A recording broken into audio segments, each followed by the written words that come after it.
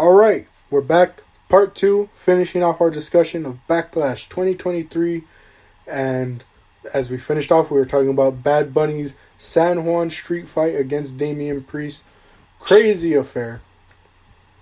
But super crazy. It was a play in like 4 acts, and 1/3 of the act, like the third act, had nothing to do with Bad Bunny or Damian Priest. It was all that stuff outside.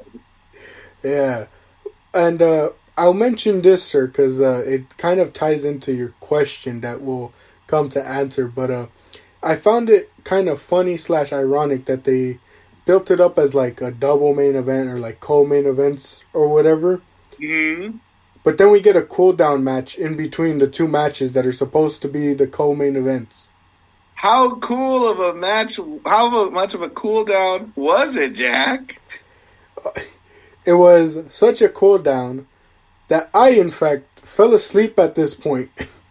That's so funny. And, I was surprised when they all, like, the competitors came out.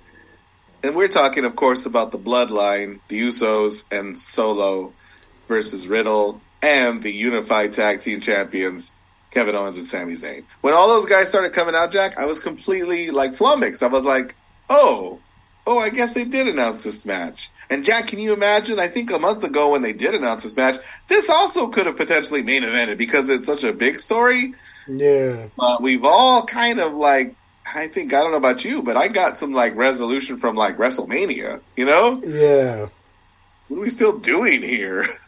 Yeah, that's how I definitely felt, where it was like, I don't know, the story beats at this point with the Bloodline are very much treading water in a sense. Oh, yeah. Like, Kevin Owens and Sami Zayn have got to, like, move on, especially since they've defended the titles on SmackDown. Yeah. They've beat the Usos there, too. What are we doing here, Jack? Yeah. I think the better sort of preference would have been to maybe just give Sami and KO a defense here, especially seeing as is it this month or is it next month where the Saudi event occurs, and we're likely not going to see the 2 of them at that event. Oof, give them a defense here rather than not, since they're more than likely not going to be at that event. It's the end of May, Jack, and I think this is one part sort of holdover story because the draft hasn't taken effect yet, not until after Backlash, right? Yeah. And the one wrinkle in this story that has emerged in the last couple of weeks is Solo Sikoa. What's going on in his mind, right? What's he thinking? What's he doing, Jack? Are we all together on this? Are we the ones? Question mark. Yeah. And they definitely played into that a lot in this match. Yeah. I will say the most interesting part of the match. Yeah, I went back to just kind of like look at like the highlights of it. I found it funny that the crowd started chanting, "We want Roman." Yes, and they sure did, and they sure, I did too at some point. Yeah. But, pretty much, we don't know why, like as you mentioned, because we're still waiting for a draft, KO and Sami are still kind of stuck facing off against the Usos, but we know at least Matt Riddle's here because Solo Sikoa is the one that took him out like a couple months ago, I think it was. But so, yeah, the 6 men went at it pretty much. Any notable spots from the match for you, sir? I know there's one big notable spot. I think I know which notable spot you have in mind. One that just jumps out at me is maybe right before the one you're thinking of. So they've been doing, tagging in and out. Jay and Jimmy will tag each other out in a very friendly and familial way. Whenever Solo tags in, right, it's a little more tense. So there's this moment where Jay looks like he's going to put Sami away, and Solo tags himself in, and it's aggressive. And you go, ooh, that one was a little different from the rest of them. And what happens next? Jay tags himself back in even more aggressively. And I was like, here it is. That's what I needed for the last 15 minutes or so. Yeah. Yeah. That was that's the story element that we're like that we got out of this match, but it also just makes me think, why did it have to be a pay-per-view match for us to get this, you know? Goodness, right? And why, too? Maybe we could spend some time after the main event to talk a little bit about the draft and what our thoughts were, right? But you had an opportunity to split these guys up and you put them all on the same show. Goodness. Yeah. Overall, though, decent match for the purpose it served, and hoping that everyone involved can go in a new direction now. Because like you said, a lot of us saw Mania as the ending point to this side of the Bloodline story. Yeah, and there's certainly more to be said, right, about like where the Usos stand in the eyes of the tribal chief. Yeah. But I don't know if you said it. I don't know if you said the thing, but the biggest, most important part of the whole match was Jey Uso kind of bumping into Solo from behind during a very raucous sort of part of the match, and Solo instinctively grabs his throat, holds out his thumb, Spirit of Umaga, almost gave the Samoan spike to his own brother. They're brothers, right? Yeah. To his own brother. Yeah. So definitely they now have a direction to go with the Bloodline, but I'm hoping to see what direction they take with Sami and KO. Uh-huh. They got a lot of good teams for those two to face off against, you know. Yeah, absolutely. And, you know, I selfishly wanted it to be on this pay-per-view because that's the only thing I watch, you know. I'm not going to go watch the weekly shows to see Sami and KO go against one of those, you know, real good tag teams that they have. I want to see it on a pay-per-view where, like Io Sky, it's going to get uninterrupted by commercials and they'll be given the proper time to, you know, cook. But we move to our proper main event of the night, and it is Cody Rhodes facing off against Brock Lesnar. Mm-hmm. Now, the only confusing thing going into this match is that I don't know if the video package stated otherwise, but as far as my knowledge, I don't think we've ever gotten a reason as to why Brock Lesnar attacked Cody other than just he's Brock Lesnar and he doesn't care what anyone thinks. Yeah, I don't watch the weekly show, so I'm not 100% sold on his motivation either. Yeah, like it's so funny how quickly we're ready to accept that he's just throwing his weight around. Yeah. But there was a lot of speculation around this match and how it would go.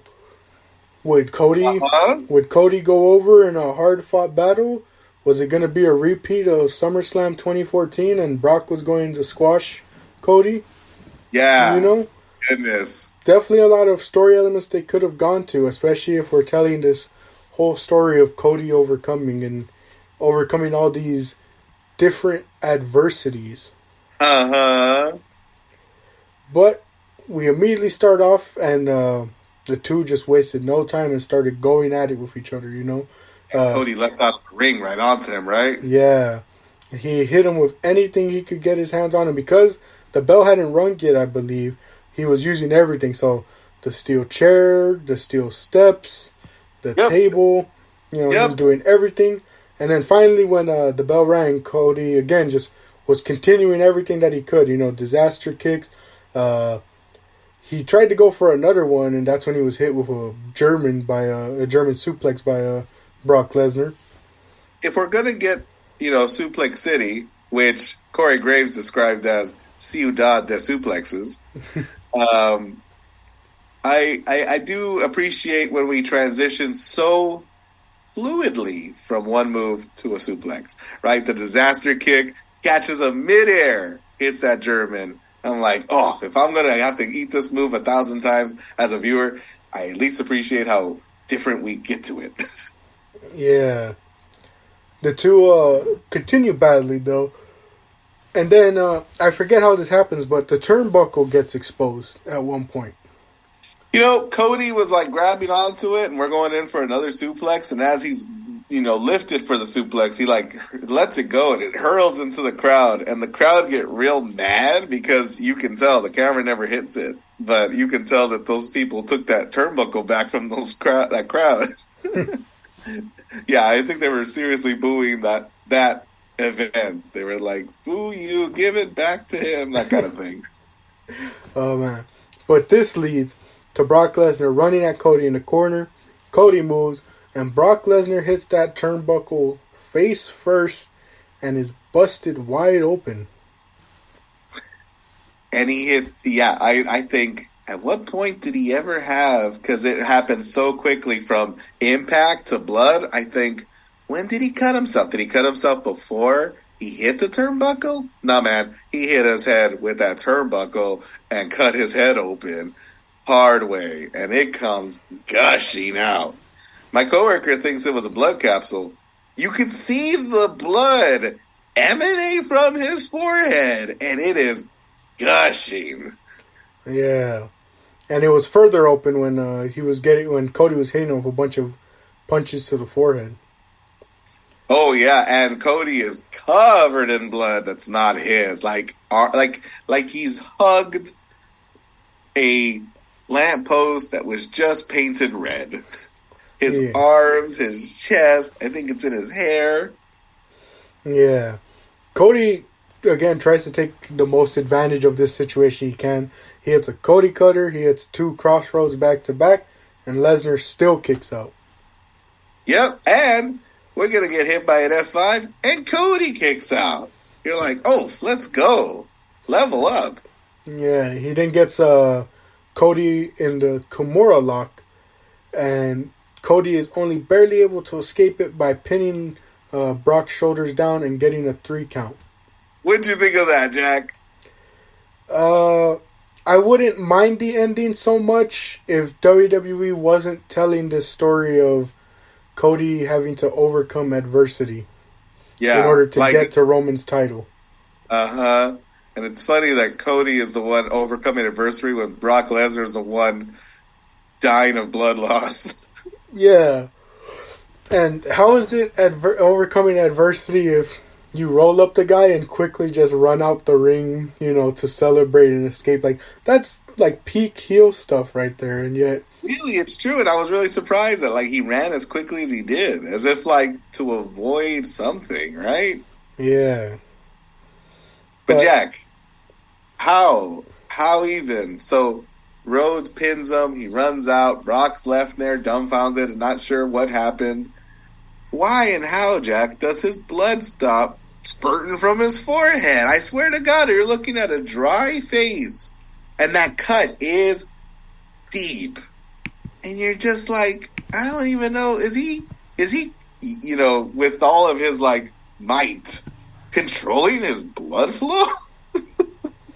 Yeah, no lie. I was very confused on how Brock was, able to, sort of, as you said, stop that blood flow in a way. Especially because you don't see any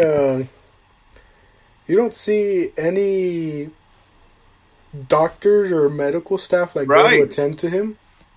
Right.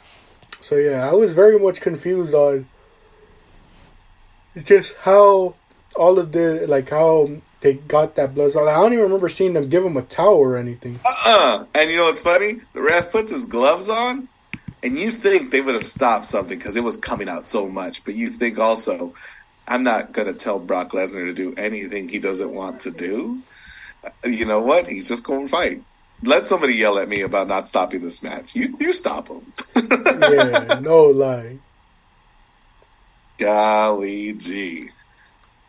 And that's our match. I mean, that's our card, Jack. Yeah, very, very, short in a way card, very quick card. It has its highlight matches. Pretty good for what we got, And Jack, was it the best premium live event of the year? Think about it compared to the Rumble, WrestleManias. What did we do in February? The Elimination Chamber. Yeah. That's such a tough decision because I'm trying to remember what happened on each of the cards, Yeah. And a part of me wants to say that, like, I feel it was, but, it's either between this and maybe, like, I need to double check, like, the Rumble card, because the Rumble was pretty good. Especially like the Rumble. Well, the Rumble had very few matches, and 2 of them involved Bray Wyatt and Alexa Bliss. Yeah. Let me see. You know how much I hate the Elimination Chamber pay-per-view because my guy Sammy didn't win there. Goodness, right? It was a real emotional night in not Alberta, Montreal. Yeah, I would honestly say that I'd either give it to Backlash and maybe like night 1 of WrestleMania. If any of the previous premium live events could top Backlash, I was specifically going to call out Mania Night 1. Yeah, because Mania Night 1 had that men's 4-way tag showcase match. Oh. It had Rollins versus Logan Paul, Ray and Dominic, Rhea and Charlotte, and Kevin, KO and Sammy beating the Usos. Yep, in a match that we all were anticipating that we needed the closure for, and we weren't over yet. Yeah. Right on.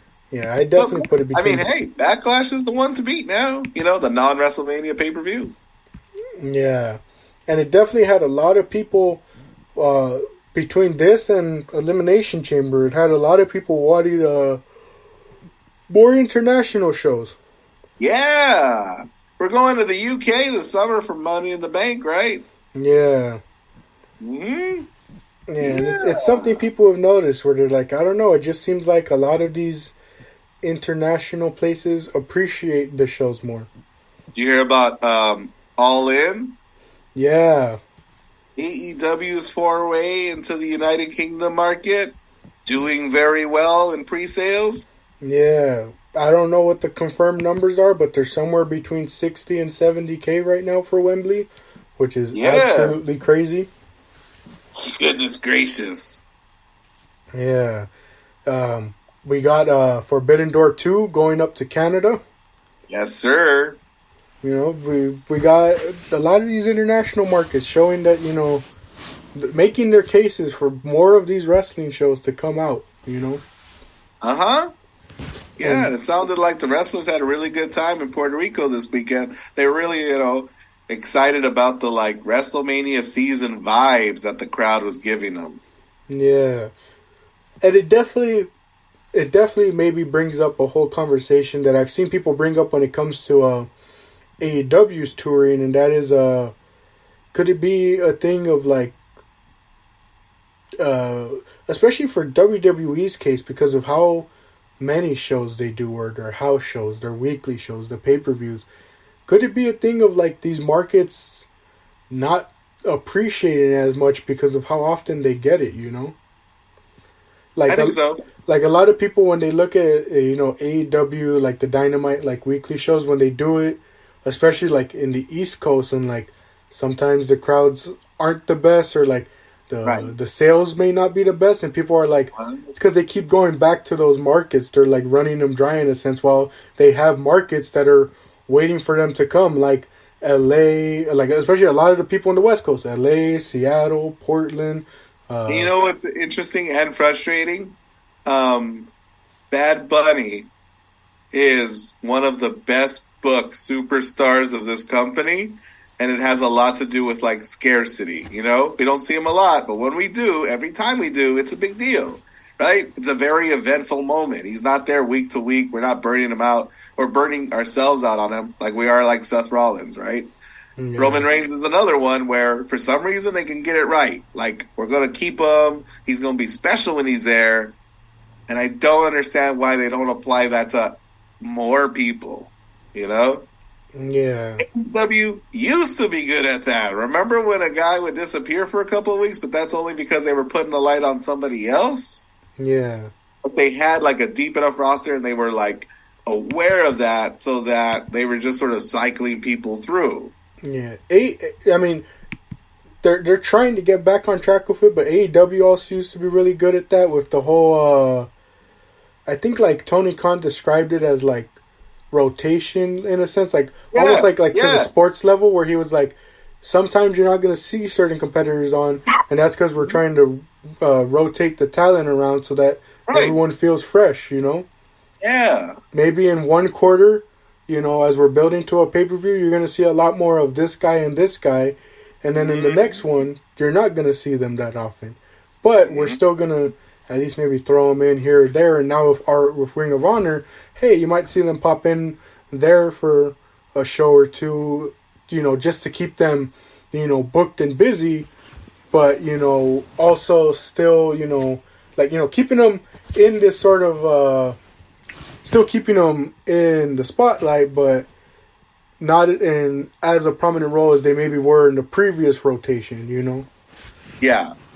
Yeah. And, you know, I think the AEW's answer to their recent, you know, fall from grace is introduce a second show, and they're going to invite their talent too. And what's happening, Jack? You heard about it happening in June? Yeah, I heard about it, that they're getting a second show potentially on Saturday of all days.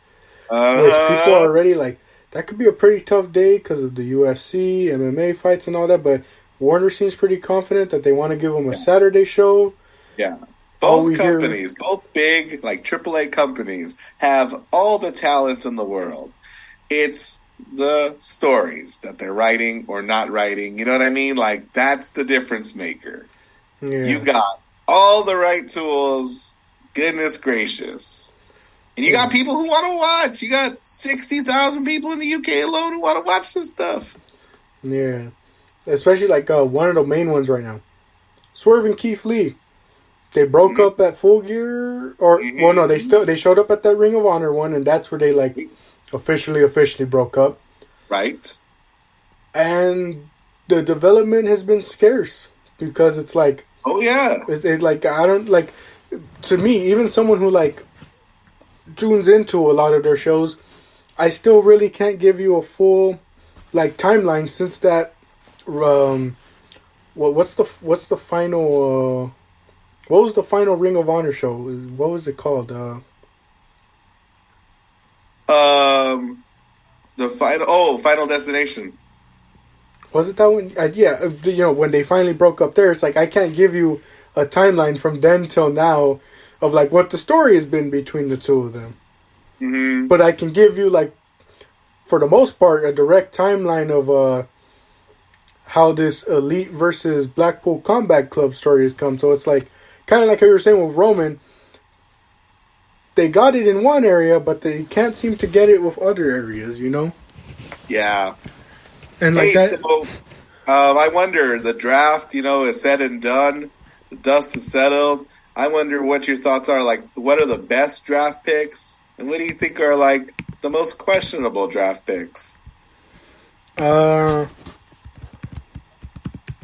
I've always found the WWE draft like real confusing, especially like logic wise, you know, because it's like I get it that, you know, they split it up into two different pools, but it seems kind of weird when you see like certain people get drafted before, especially like all the champions get drafted, you know.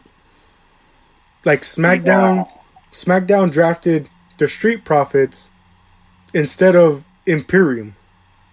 Yeah. And it's like, that's your Intercontinental Champion. Why wouldn't you want the champion there? And then, of course, we still keep getting this confusing thing. Why is SmackDown taking the Raw Women's Champion?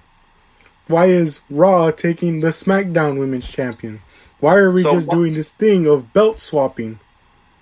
Again, right? We've done it before. You're setting yourself up to have to do it again. Something, Jack, that I hope is down the line. We're all crossing our fingers, hopefully, that this is the case. We could rename both of those championships so that they're not brand specific. Yeah. Currently, men's titles are interchangeable, right? And they never were, Jack. They were never the Raw Men's Heavyweight Championship, right? They never will have even thought to do that. But here's hoping that we're a little closer to that sort of situation, and I think they'll be better served for it, right? You'll have a Universal Women's Champion and a Heavyweight Women's Champion, sure. Yeah, especially because like the one thing was Bianca's like on the way to getting like the longest reign of those. I think it's the Raw Women's Championship. Why have it end with just a belt swap? You know, like the whole point is to put someone over after such a historic reign. That was crossing my mind, Jack. When Io was as close as she was, I was like, if you didn't just want to push this damage control breakup storyline, you could also end Bianca on a hard fought match. Io gets a new belt with a new name. Yeah, it writes itself. Yeah, but I hear you, Jack. When it comes to like the Street Profits, right? Why pick them over your champions? And there's no explanation, right? Like you might want to beef up your tag team division, and they were a solid tag team, but you had a couple of champions you completely looked over. Yeah, and then like, we're told they're gonna float between brands. So why is it that one brand even gets to pick Kevin Owens and Sami Zayn? My headcanon, Jack, for that is once they lose the championships, you think, where are they going to be? And now we know it's Raw. Yeah. Right, for when that moment happens. I think a missed opportunity is one brand should have drafted Kevin, one of them should have drafted Sami, and they make that explicit. As soon as you lose the belts, this is where you're going to. And you go, oh, every match then they're fighting to stay together. Yeah, and then another thing that like is kind of confusing also is just like when it comes to like those who don't get drafted, it's like real confusing like on some of the logic for some of the people. Like some of them make sense, but then also some you're just like, well, why didn't this person get drafted, you know? Yeah. But you know, storyline wise, like Brock Lesnar saying, I'm gonna go wherever I want, whatever I want. You're like, that fits. Facts. Yeah. Ali could go wherever he wants, kind of, I guess, maybe. And, you know, it doesn't feel the same, you know? Yeah. It's like, oh, you're going to maybe go wherever they need someone to get pinned fast. He's a real Heath Slater, right? Like, yeah. I think I'm most excited for the Gunther Imperium switch, if only because he ran out of guys to beat on SmackDown, so this is good, you know? Yeah, and I mean they did a better job here, but I think another issue with the draft that I've always had too is that a lot of times it just felt like they swapped brands, you know? Yeah. Like a majority of the Raw people just went to SmackDown, a majority of SmackDown people just went to Raw. And I can't remember, I think the last draft was in 2021, I think. Because I don't think we did one for 2022. I remember in 2021 they did like that exact same thing. And a lot of the feuds just continued on those brands, and it was like I thought the whole point of this. I was like, I thought the whole point of this was to end feuds and start new ones. Why are we just putting all the same people on the same brand again? You know, with each other, right? Yeah, like the Usos. So Roman Reigns and Solo are drafted together. He leaves his cousins out. Dissension amongst the ranks. This is the dissension, Jack, we needed before WrestleMania if we thought Cody was going to win. And you're like, good. They'll stay apart, you know. They'll do their own thing on Raw, realize they don't need them, and there you go. But now we need them still because we're on the same show. And dang it. Yeah. And then, I don't know. I'm hoping it, like, refreshes things for the people who watch the weekly shows. And it refreshes things for us who just watch the PLEs, you know, and gives us new sort of competitors, you know. But also, I don't know. I'm just hoping, like, maybe it's just blind optimism at this point, but I'm just hoping to see different competitors start getting elevated, you know? Absolutely. That'd be great, right? Like, what's one competitor, Jack, you want to see jump up in the ranks after all this shakeup? So, I mean this in no disrespect to the competitor, but I saw that on Raw, Rhea's next challenger was revealed to be Natalya. And my issue with that is just, we know why Natalya is showing up. It's to give Rhea a defense. It's to give her, like, another name. But, like, the thing that annoys me the most is that when Rhea won this title and when Bianca won the title and all that, like all we heard was Bianca and Rhea are going to help start like the new generation. We're gonna phase the four horsewomen out. It's the reason we're given as to why Asuka doesn't get a title anymore, and challenges here or there just to be a viable competitor to a champion. Like we saw with Bianca at Mania and all this. But yet we still keep getting stuff like this when I know in my heart, especially because you go back to when Becky Lynch had her reign and she had a match against this person, I know full well in my heart that Piper Niven and Rhea Ripley could have a real good match on a PLE if given the time and chance like Io Sky was given. But they're not giving her that opportunity at this current moment. Right. And the one thing I want people, like especially like these companies, to wake up to, because it just recently happened with Tokyo Joshi Pro Wrestling has a competitor. She was at Ring of Honor's Supercard of Honor, Yuka Sakazaki. She is one of the two aces they've had since the start of that company. They started off with her and Miyu Yamashita. And recently, Yuka announced she was, the terms they put it in, graduating from Tokyo Joshi Pro Wrestling. Basically meaning she's leaving, and she basically like made it known that like the reasoning behind it was basically, I've accomplished everything needed here. I likely will never wrestle for this promotion again, not in like a bad blood way, but like, it just feels like, we've come to a mutual agreement that I've done everything I've could. I've won all the titles, done all I can.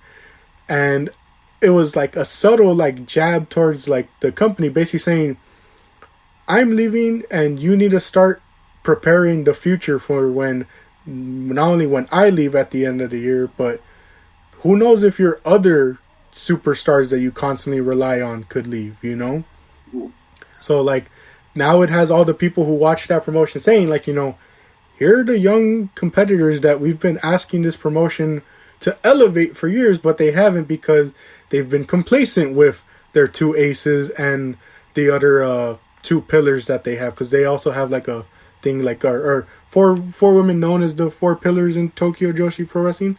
And so it's like it's a similar thing that I feel with especially WWE, where it's like you have this crop of talent that I'm not even trying to say it just needs to be the young talent, but you have this crop of talent who has been in a sense in this sort of like limbo state where it's like you've never elevated them above a certain status, but you've also kept them in this certain status. So it's like people like Piper Niven, it's like you keep telling us that these younger competitors like Rhea and Bianca are supposed to usher in a new era, but you keep giving us the same people for them to face off with instead of giving us the new era that we're supposed to be ushering in.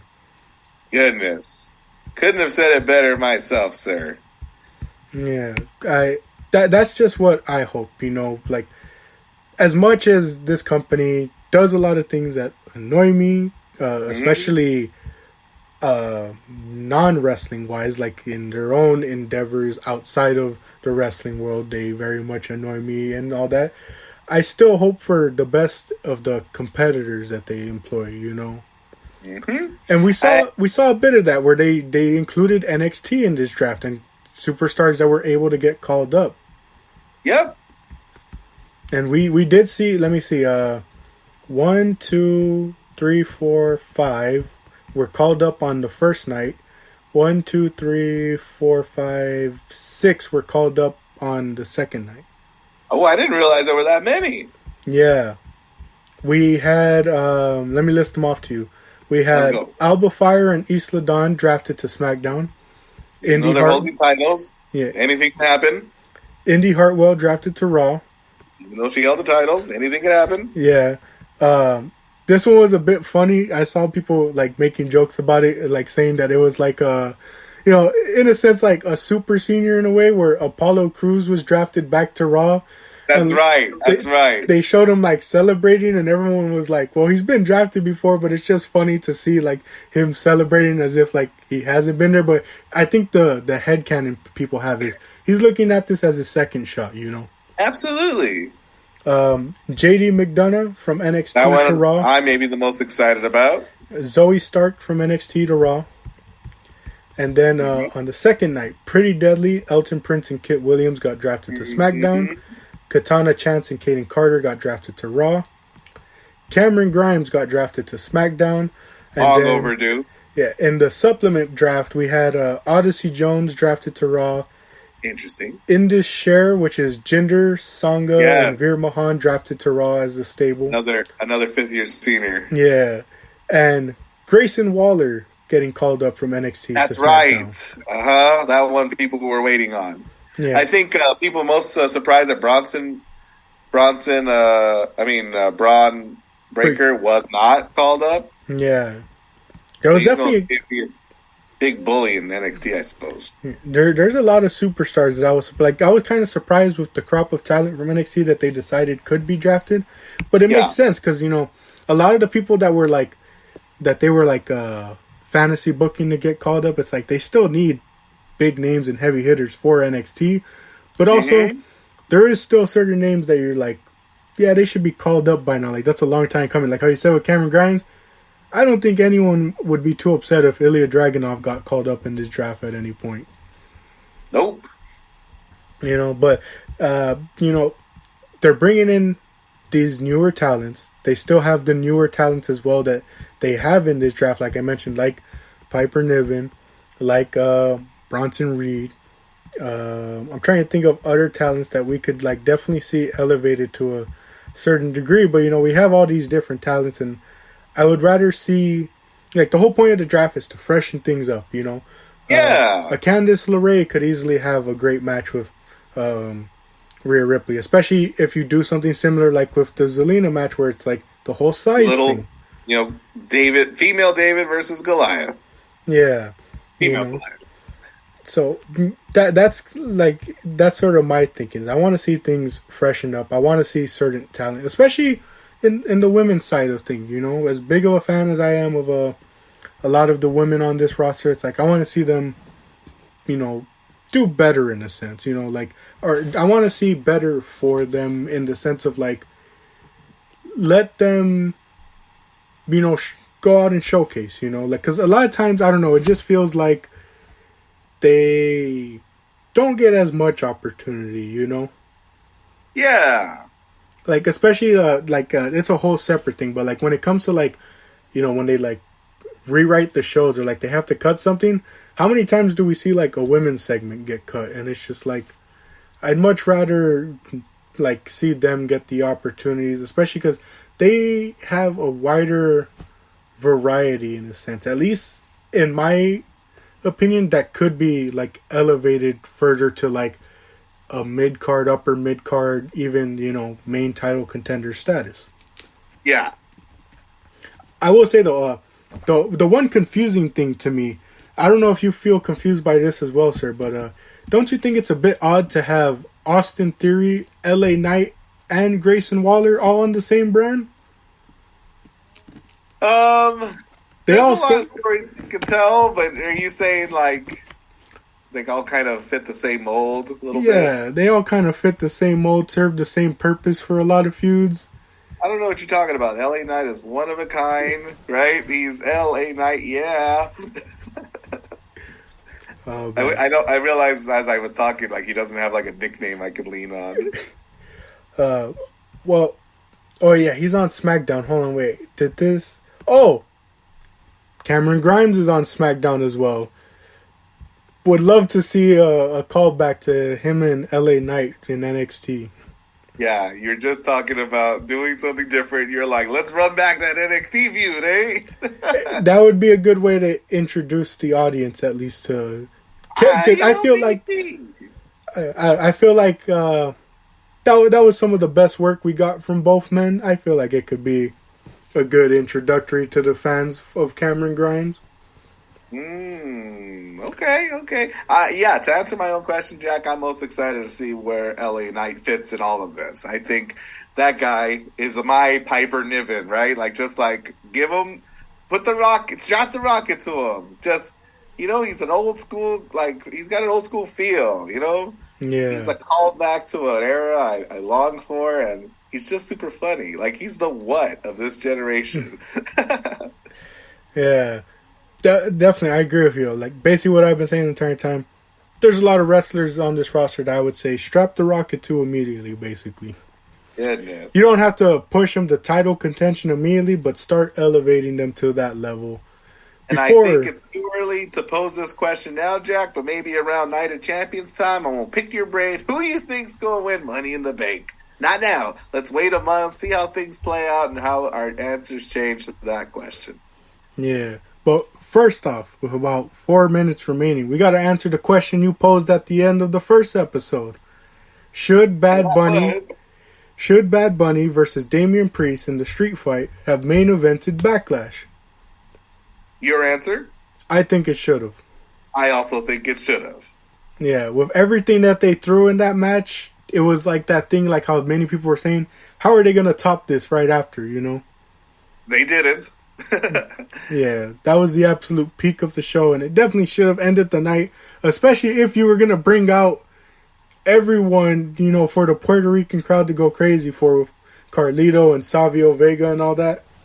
But I think the worry was, like, that it wasn't going to be as good as it was, you know? That it was going to fall short of the big money match being the Lesnar match. But no, it definitely could have fulfilled that heavy role of being the last match of the night. Yeah. Because you're also thinking, like, is Bad Bunny going to show up and, like, live up to expectations or even beyond expectations? But then you're wondering, is Carlito going to, like, go over as well as we hope? Is Savio Vega going to go over as well as we hope? Honestly, if anyone in the back was like, I'm not sure what kind of reaction he's going to get, man. It's been 30 years since you were used improperly then. Yeah. You know how my dad was saying they should have called an audible for EO?